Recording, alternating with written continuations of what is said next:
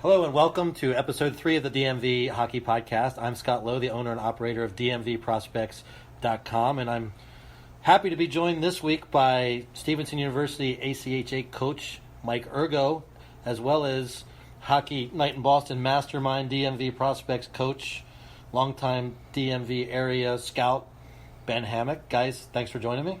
Thanks for having us. I'm glad to finally be on with number of times you've had Joe Vanakis on, and I felt like I started to get cold shoulder from you a little bit. Well, Joe stood me up once last week, and I have a one strike and you're out policy. So you guys do a good job. You're in, and it pays good. Really well. Believe me, Coach Urgo. Busy summer. I've seen you around the rink a ton. You're promoting your program. You're getting kids in. You're trying to fill 2 teams, I think, for the future. How's it going? Good, and I'm just happy to be on here before Jim. So that's my goal has been accomplished. So as long as the potential second sheet at Reisterstown happens, we'll be breaking out an ACHA Division III team for the fall of 2020. So preliminary plans are happening for that. I know you've brought in some kids for next year for your team. I know you're excited about the guys that are coming in. Anything you can tell us about your class? Yeah, so we have 10 coming in. We have a couple guys that we're really excited about, just expanding our reach. So Jake Vance will be coming to us from Vermont, and as a forward, 6'3", and Val Ramage from Long Island, from the Islanders program, will be joining us as well. Both really high-level players that look to add some depth to our forward depth chart. I know you worked the local angle really hard too, and some good local products coming in to give you some depth, and we're always excited. Coach Urgo is always around our DMV Prospects events, does a great job not only teaching the kids but exposing them to the route through ACHA hockey, the potential route to college that way, as well as you do a great job selling the whole Stevenson program, both the NCAA and ACHA programs. Tell me a little bit about, when you're talking to kids, what's your, how you're promoting the university. I think the big thing for me is I played ACHA hockey, and it's about what you want your college experience to be. What's that NCAA commercial where how many people play college sports, but how many actually go pro, right? So it's finding a place that fits. I talked to over 1,000 prospective students over the past year, and we ended up with 10 commits. And the reason for that is those conversations are strictly informal. I want kids to make a decision to come to Stevenson because they really want to. And if it's not Stevenson, help them find a place that fits, whether it's at the NCAA level, whether it's going back to juniors to give themselves an opportunity to play at a higher level, or finding another ACHA program that fits. That way, when they're my age and they look back 10 years to their college career, they look back on it with a fond memory, and that they played as high as they could and as much as they could. And we're here actually coming to you live from beautiful Tewksbury, Massachusetts. Is that how you say it? Tewksbury? I've heard it said differently. Yeah. And the games are actually in Haverhill. Is that right? Is that how you say that? You don't say anything normally. No, you skip a couple letters every time. Yeah. So. Or mush them together. Yeah, and then you say it, and people up here, they're really nice about it, too. They look at you, and it's like, you're an idiot. Yeah. It's my best Ryan Whitney voice impersonation. Coach Ben, we're going to get into Hockey Night in Boston a little bit later, but you put a ton of work into help bringing that program back to the Capital District this year, and teams are doing well. The junior high team's 2-1-1. The sophomore team is 1-2 with a game still to play this afternoon. It's Thursday, or it's Wednesday right now. I'm losing my days here with the travel, but just tell me a little bit about just the whole process and how you're feeling a few games into the tournament. Yeah, so for me, it's some places I talk to the Hockey Night in Boston directors when I see them getting back to the rink. Those are old friends of mine, or I consider old friends of mine from 10, 12 years ago when I was here last time. And to me, this is something comfortable. This is one of the Hockey Night in Boston, as well as the pre-draft showcase, are 2 of the original best showcases probably in the country for players. I'm very happy to have the opportunity to bring teams from the DC area back here. It's been, as you know, a year and a half or 2 year process for us to get to this point, and now it's like the snowball rolling downhill. It's starting to gain momentum, and they're starting to look at even more teams in the South and in the region below us, and it's an awesome opportunity. As far as this week goes, I mean, the players that we have here are in every way, shape, and form, and I keep telling them that, are the right kids right now. Like, they appreciate the opportunity that they have. They're battling every shift that they're on the ice. They are doing anything that we ask them as coaches. So that's the most important thing to me, is I want to showcase not only the ability of the players that we have here, but their character. And their character shows through in how they play the game. It shows through in how well they support their teammates, how well they listen to their coaches, how well they respect the referees, respect their opponents. And like I said, I think the group that we have here, the 40 players between the two teams, are the absolute right 40 players for our first time coming back to represent our area. So we're going to get into Hockey Night in Boston a little bit more later. For those who don't know, introduce you a little bit to the program, how the whole process that Ben went through to get it back in our area. It's a really big deal to have teams from the DMV to attend this event. I mean, just being there today, we literally just came from the rink. There were a dozen prep schools, a dozen of the top New England prep schools set up at a school fair, talking to our kids, coaches, college. We had a D3 college scout come and watch one of our players the other day. Coach Ben has been in touch with some prep schools who weren't at the fair, who've been really interested in our kids. I know that I've spoken to AAA and junior scouts who are going to come out and watch this evening. So, it's just it's a long-standing event. It's a big tradition in the Boston area, and for us to be part of it, I just don't think people quite know in our area how big of a deal it is, but I think they're learning just judging on the interest we've gotten online. Yeah, absolutely. Like I keep saying when I'm talking to any of the prep school coaches that I've run across here, that one of the important things for me, and especially with the families, not only just the players but the parents as well, is to educate them on the opportunities that are available. It's not, we see in the DC area, or we hear from mostly junior coaches, and they see on TV NCAA D1 and NHL games.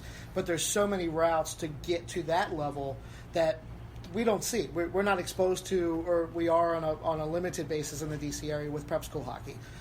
But when you get up here into New England, prep school is life, and we like to expose the kids to that. Yes, it's just been, and for me, my area of expertise is more junior and college hockey. That's where my network is strong, and it was great for me to just walk the room today and meet some of the prep school coaches and let them know what we're doing. And a bunch of them already said they're following us online and they're interested in our kids. So it's really rewarding. That's why we do this, and we're really excited to be back involved. We'll talk more in depth about our experiences and how the teams are doing up here in a little bit with the podcast. Also spoken to some players after the games today, and we'll speak to some more later on in the show, and hopefully some of the staff at some point from Hockey Night in Boston. And they've been tremendous. It's a very well-run event. They've been very receptive and open and just accepting of us being back, and really have spoken highly of what you've done, Ben. Well, and that's the thing. In the couple of days that we've been here, I make the joke that I'm almost to the point where I'm trying to avoid the Hockey Night in Boston staff now, because they're going to make my head too big. They keep telling me how great everything is, and I don't want to hear that. I'm looking at how we can improve going into next year, and they already think everything's great. So I make the joke that I'm trying to avoid them so I don't get too arrogant. Well, as good as they are, the refs still stink, so you get tossed out tonight and blow that. Moving on a little bit, it's been a couple weeks since we were on, between vacations, the holiday, people standing me up, Coach Vanakis, and some other things. We have not had a podcast, so we're back. But a lot of things have happened with the Caps in the last few weeks. We're going to real briefly recap some of that. First of all, guys, we had the NHL draft, and as expected, the Caps went really heavy with forwards this year. I think 3 of the 4 picks were in the early rounds were forwards. They said that they were going to do that. Maybe that was a little foreshadowing for the trade of Andrei Burakovsky, which happened a few days afterwards. Giving up a guy that was a first-round pick who scored 12 goals, I think, 3 years in a row. Some would argue hasn't gotten the opportunity maybe to play with guys of his skill level when he's been in Washington. They've been pigeonholing him into a third and fourth line role, and he's put a lot of pressure on himself when he's had top 6 chances and not done well. But now he's off to Colorado. A lot of people aren't happy about that. Some people don't seem to care, but, that's a team, Coach Mike, that the Colorado Avalanche, up and coming, a lot of young talent. He might fit right in and pop in 25 goals this year. It's possible. It's hard because there's so much chemistry that you have to take into account, and sometimes it just takes one move to give somebody the opportunity to excel. And, he may have never gotten that opportunity here, Ben. He's gotten few opportunities to play with Backstrom or Ovechkin or Kuznetsov. And, with the depth they have, and with Verana scoring 24, 25 goals this year, he may never gotten that opportunity. This might be the best move for both, for the organization and the player. So, that's the thing that I keep looking at with the Caps is, and not to kind of poo-poo Burakovsky at all, but I know he was a fan favorite, but a lot of the NHL especially is making the best of the opportunity you have regardless of what it is. The perfect example of that would be Tom Wilson. Tom Wilson came in to the NHL out of juniors as more of an offensive player, and his role, maybe to the displeasure of a lot of Caps fans, his role has evolved over the 4 or 5 years, 6 years he's been here. But he made the best out of that bad situation. He was a fourth-line guy coming in, and he just wanted to make sure every single night he was on the fourth line or better.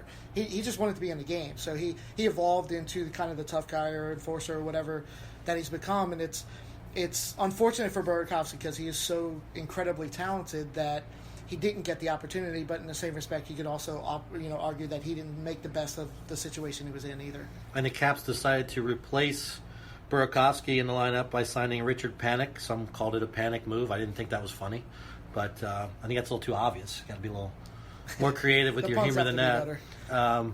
But just in general, Panik's has probably produced more than Burakovsky in his NHL career. He's a little older, a little more experienced, a high skill guy. Plays alongside probably Lars Eller at this point, similar to what Burakovsky had done over the last 2 years. So. Pretty good price they got him for. I think, what was he, in the under $5 million, around $5 million a year range. So they made that replacement, but they really seemed to focus on the bottom six, on making their forwards deeper at the bottom half, because they know they have a ton of talent at the top half, and their third and fourth lines were so instrumental in the Stanley Cup run, and maybe they were disappointed with the fourth line. I'm not a big fourth line scapegoat guy, like. They're not the only reason you're not getting it done, but just some thoughts on really, they brought in some depth with Garnet Hathaway from, where was he from? Calgary, and then Brendan Lepsic came in also, so a couple fourth-line type guys, and you still got Garrett Stevenson, who's going to arbitration. You got Nick Dowd, you got Travis Boyd. There's going to be a battle now in the bottom six. Do you think that helps to have that many guys fighting for those spots? Absolutely. First of all, I would say in the last 2 or 3 years, me as both a Caps fan and in the past having some friends working for the organization, I've learned in the last couple of years that, number one, you don't doubt what GM Brian McClellan's doing. Even though we may question, is that the right move or whatever, the perfect example would be DSP, Devontae Smith-Pelly. A lot of people thought it was a horrible move when he came in, and he ended up being one of our heroes in the Stanley Cup run. So you can't really question a lot of this, and the Caps, the kind of knock on the Caps across the league has always been character issues, kind of leadership in the locker room. And most of the time, that's where the leadership comes from, and the true kind of heart and soul of the team is from those bottom six guys. So if we're focusing on that with the skill we have on the top end, it's hard to question what the GM's doing. It's also a long season, so the more you can have their top 2-3 lines healthy, because you can run all 4 lines for the majority of the games, it just helps for your wherewithal throughout a cup run. Whereas if you have guys that have been run ragged throughout an 82-game season, you get to the playoffs, the tank seems to get a little bit empty. And in addition to that, the Caps have moved on from Brooks Orpik, who retired, said his body's just been through enough, and he wasn't, as much as he loves to play, he wasn't excited about getting his body ready again at the age that he's at. And I'm a guy, a lot of analytics guys beat up on Brooks Orpik. I will go to my grave believing you don't win a Stanley Cup without that guy in your lineup. They moved on from him. Matt Niskanen was traded for Radko Gudas. You figure Gudas is maybe a little more skilled version, a little more younger version of Brooks Orpik. He's going to bring the physical game, so you kind of replace Orpik with Gudas, and then you've got Christian Djoos now fighting with Jonas Sigenthaler for the last spot, and they're saying that Alexander Alexiev, a first-round draft pick from last year, is on the verge of coming into the NHL and playing. Just, defense is always one of the areas that the Caps neglected for years and years. They brought in a Michael Kempney a couple years ago at the trade deadline, really solidified things. You have Nick Jensen now, so they're younger, they're more mobile now on D, and they've still brought in that physical presence with Gudas. I'm not a fan of Gudas, but it seems to me that the pieces are in place for them to be solid defensively now. Coach Mike? Yeah, I think that they're doing what they need to do to address the needs that they have.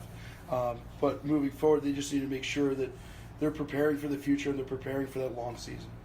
That, I would say, at least from the coaching perspective for me, to have that mix of number one, the top-end guys, But the bottom six that are the heart and soul of the team, like I said, and then the young guys, it energizes those guys that are maybe in the last season or two of their career.